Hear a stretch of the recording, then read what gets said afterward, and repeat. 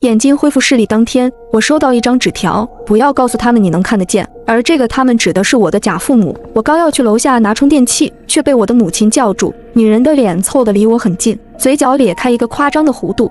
小美呀，我才发现你走楼梯的速度比之前快了很多呢，你是不是能看见了呀？妈，我看见了，会和你说的。我在这里生活了3个多月了，自然走得快。女人笑了笑，伸出那双冰冷的手摸了摸我的脸蛋。我还以为小美能看见了呢，要是小美能看见了，可不要隐瞒爸爸和妈妈。等女人走后，我的双腿都控制不住的颤抖，我必须要离开别墅。突然我听到厨房里传来吱呀一声，橱柜的门突然开了一条缝隙，一双惨白毫无血色的手软软地垂了下来。我被吓得面色陡然煞白，这双手的手指上有一个我熟悉无比的黑痣，这是我母亲的手。我双眼通红，浑身颤抖，这双手毫无温度，甚至已经发青，一看就不是活人的手。我的母亲不是失踪了，而是遇害了。这对男女杀死了我的母亲，藏在了这里。这一瞬间，我的第一反应就是跑。当我转过头时，竟看到男人从我对面微笑着走来，他的视线先是落在了橱柜外的那只手上，随后猛地看向了我。小美，你在这里做什么呢？眼睛怎么这么红？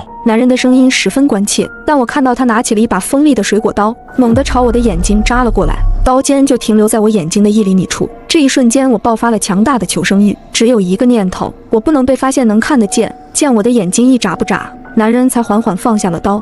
小美，爸来做你最爱吃的红烧肉。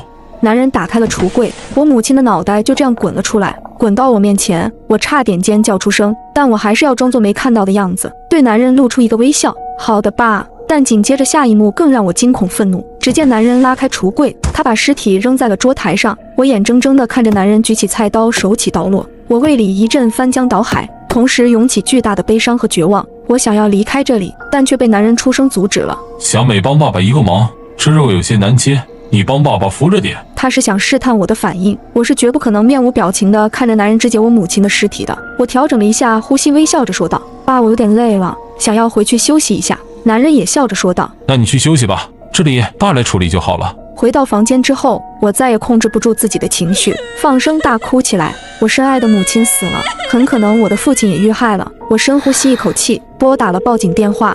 我和警察说完我的遭遇，并告诉了他们别墅的地址。警察让我锁好房门，在里面不要出去，并告诉我他们会在半小时内赶到这里。挂断电话之后，我立刻反锁了房门。突然我听到了上楼的脚步声，男人的声音从门后响起。